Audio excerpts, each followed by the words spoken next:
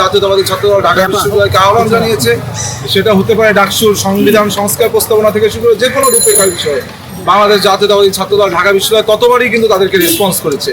এবং আপনি দেখবেন যে ডাকসুকে সাধুবাদ জানিয়ে ইতিবাচকভাবে আমরা গ্রহণ করেছি বলেই কিন্তু আমরা একটি প্যানেল দিয়েছি, যেই প্যানেল ইতিমধ্যে ঢাকা বিশ্ববিদ্যালয়ের শিক্ষার্থীদের ভিতরে এক ধরনের জাগরণ তৈরি করেছে এবং ঢাকা বিশ্ববিদ্যালয়ের শিক্ষার্থীদের চোখে মুখে আমাদের প্যানেল ঘোষণার পর আমরা উচ্ছ্বাস দেখতে পাচ্ছি। সুতরাং ডিজি স্যার কেন পদত্যাগ করবেন এটা তার ব্যক্তিগত বিষয়। এবং আমার মনে হয় যেহেতু আমরা আগেও মার্চ ফর জাস্টিস করেছি ছাত্রদলের পক্ষ থেকে, আমরা বারংবার বলছি ঢাকা বিশ্ববিদ্যালয়ে নিষিদ্ধ ছাত্র সংগঠন নেতাকর্মী যারা গত বছর 3 আগস্ট 4 আগস্ট পদত্যাগ করেছিল কিন্তু 5 আগস্ট হাসিনা পালিয়েছে, তারা কিন্তু এখন হলগুলোতে অবস্থান করছে, তাদের কোনো বিচারের আওতায় আনা হয়নি।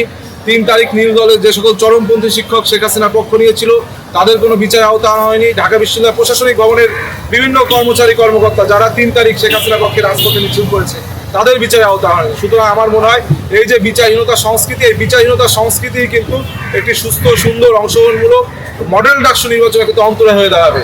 এবং আমার মনে হচ্ছে যেহেতু এই বিচারহীনতা সংস্কৃতি রয়েছে, সুতরাং ওই ফ্যাসিবাদের দোসররাই বিভিন্নভাবে বিস্তারের উপর চাপ প্রয়োগ করছে এবং বিস্তার হয়তো বা এই জন্যই বলেছে পদত্যাগের কথা, কিন্তু তার পদত্যাগ কোনো সমাধান নয়।